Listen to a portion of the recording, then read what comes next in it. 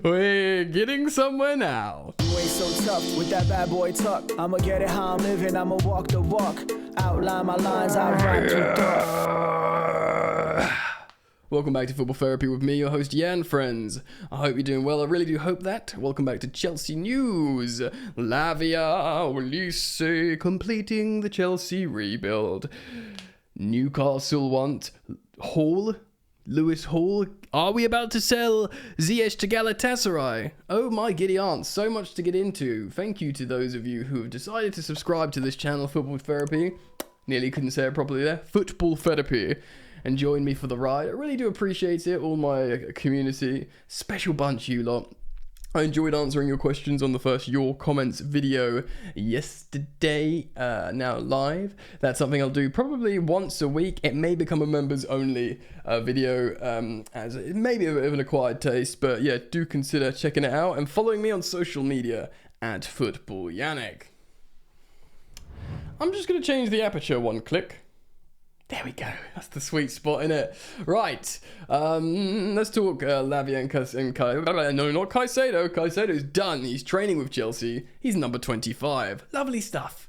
Lovely stuff. But let's talk about Lavia and Olise. Mike McGrath writes on The Telegraph, Chelsea have agreed a £58 million deal of Southampton for Romeo Lavia after beating Liverpool for the Belgian. Yet again, of course, we got Moises Caicedo for a record 115 million. Both of Jurgen Klopp's targets, Lavia and Caicedo. I made a video a while ago saying both choose Chelsea, both have chosen Chelsea, and both are seemingly signed for Chelsea. The breakdown of the deal is £53 million up front, with a few million pounds in add-ons. But Pochettino is also set to add Micahel Olise from Crystal Palace in a £35 million deal, which I love. Okay, we can get into that. With the 3 new signings in Pochettino's team at the weekend, of course we drew against Liverpool, Chelsea are the biggest spenders of the summer transfer market. And the 2 signings come after beating Klopp to the punch. Yes, also, I'm sure you've seen it. I did a video reacting to the Athletic article about how Chelsea have not fallen foul of financial fair play, and they believe they won't. Do consider watching that as well. But there's been loads of people talking about it, like Simon Jordan on TalkSport, like, you know, Chelsea are in credit. They got no issues. Just because we're spending money, rival clubs and fans are getting upset. Naturally, I mean, there is an element of inflating the market, which is an unsavoury part of football. But as a biased blue-tinted Chelsea fan, we got our midfield. Of course, Liverpool had a £45 million offer rejected for Romeo Lavia last week before Chelsea entered the race dramatically. It's like we punished them for trying to take Caicedo by taking Lavia and Caicedo. Like, not only are we going to take our target, but because you tried to take him, we're going to take yours as well. The ultimate punishment, of course. It all seems likely now that Conor Gallagher will depart, with Tottenham interested in him. On Conor Gallagher, it's pure profit. We've spoken about this to death. It's a pure profit sale. He's a Chelsea boy. He's a good player. Many of us would be happy for him to stay, including myself.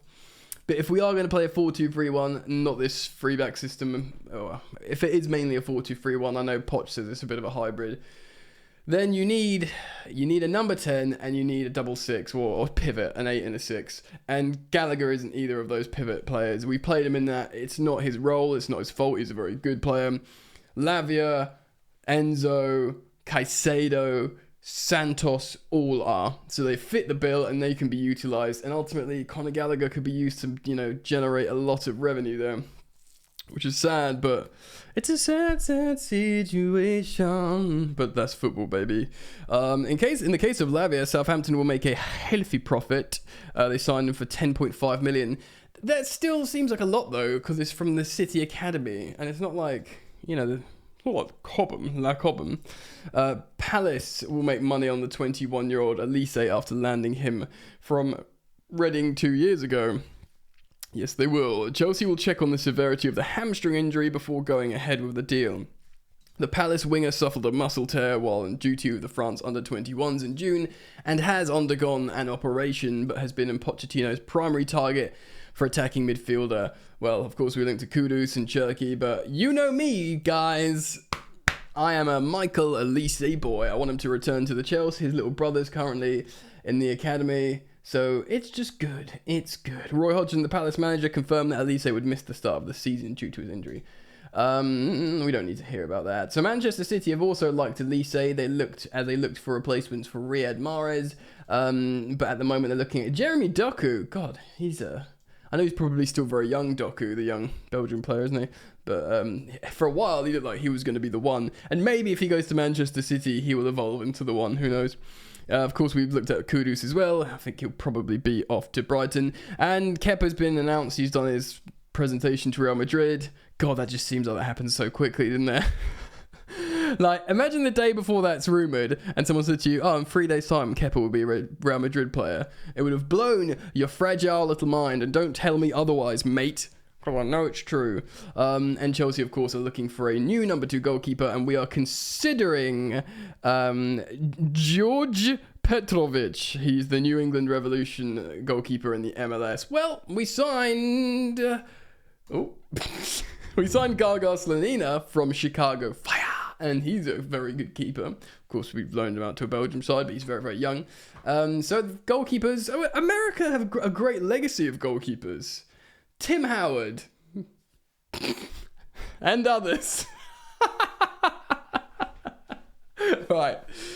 Look, man.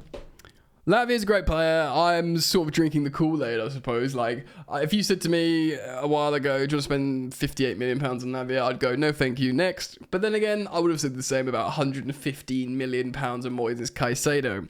I'm not going to suggest otherwise, because then I'd be a hypocrite little person. But at the same time, I want to be authentic and as real as possible. I'm very, very excited that Chelsea have completely overhauled their midfield in a matter of months. And I say months because I'm sort of adding the Jorginho transfer as well. So Jorginho, Kovacic, Kante, and Loftus-Cheek to a degree. Four first teamers gone. And then we've brought in 2 starters in Caicedo and Enzo Fernandez. Of course, Enzo in January as well.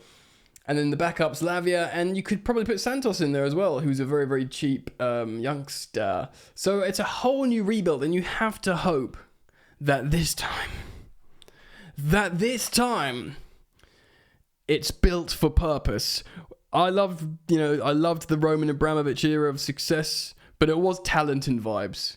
Talent and vibes often equals success. Back then, not now. But back then, talent and vibes, not now. Now, talent, structure, long-term planning, philosophical, lined up, joined up thinking. A manager who knows how he wants to play, that you're planning around him. A whole squad. And that's seemingly what's happening at Chelsea Football Club right now with this midfield rebuild. So that's good. And with an attacking, look, we need to see Noni Madueke play and develop and train under Mauricio Pochettino. But make no bones about it, ladies and gentlemen, if you spend 35 million quid on a young player who's got over double digits in assists for playing for Crystal Palace. That's no disrespect to Crystal Palace. Did they finish higher than us? I feel like they probably did, so I can't mug them off too hard. Michael, if he's pumping up those numbers and he's a young player and he's exciting and he can play inside as number 10 as well as the right wing and he's that left footer, it's exactly what you need. He's starting, isn't he? So you can talk about people in pre-season were calling out for Angelo Gabriel, of course now loan at Strasbourg. And by the way, Leslie Ogachuk will probably join him out in Strasbourg. Now we've got Lavia. Extra midfielders in the house, and that's really, really good. And he probably knew he was always going to be loaned out there. So yeah, so the starting 11, you'll see Lavia probably won't starting. Some people are speculating that suddenly out of nowhere we're going to play a 4-3-3, especially because Nkunku is injured. I don't think Pochettino is going to change his tactics and plan formations all of a sudden. But you could say Lavia, Caicedo, Enzo midfield free, and then Jackson flanked by Olise and Mudryk. Maybe, baby. Let me know what you think down in the comments below. Alright then, so Chelsea have sold Hakim Ziyech to Galatasaray. Apparently, I'm reading this aggregated off the Twitter account CFCPYS. He's cited two journalists here, to be fair. So yeah, for Santi Orma, who is a journalist for Foot Mercato. I mean, is this not the most obvious or like vibe transfer you've ever heard? Like, you know, obviously you want to trace the bag to Saudi, and then suddenly, you know, he was for me, Ziyech and Turkey was just meant to happen. And there's no disrespect to him, like, oh, it's weaker league. He's so talented, Hakim Ziyech, and it's such a passionate league, the Turkish league. He's got this sort of, and I don't mean this in a bad way, he's got this like arrogance about him and swagger, and I always really like that, and I thought that would really serve Chelsea.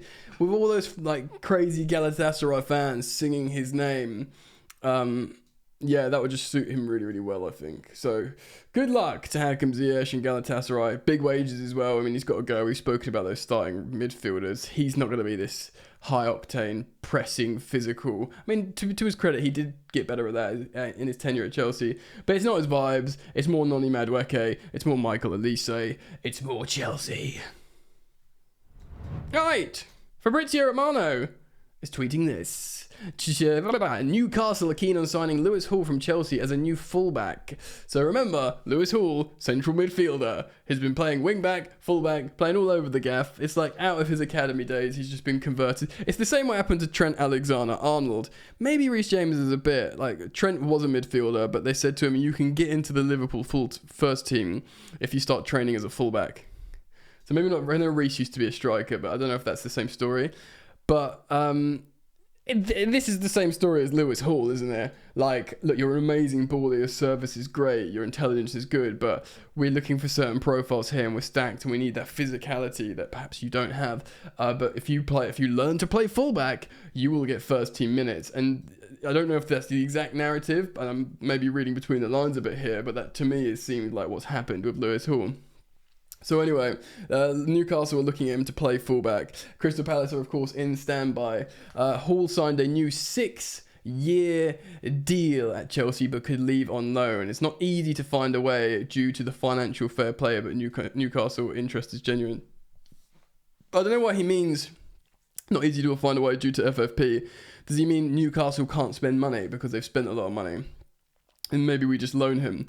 We could do a big loan fee, but I don't like this. I mean, it would be an amazing opportunity for him to develop and become an Eddie Howe, mate. He's like, whatever your opinion is on the Saudi sports washing project at Newcastle and, you know, all the geopolitical stuff in between, Eddie Howe has just leveled up as a manager, isn't he? He's just decided to become really, really good. Like, Newcastle were going to hire it. Let's make no bones about it. You know, Eddie Howe was okay, but they probably had long-term designs for, like, a Galactico name to suit these, like, high-profile, expensive signings.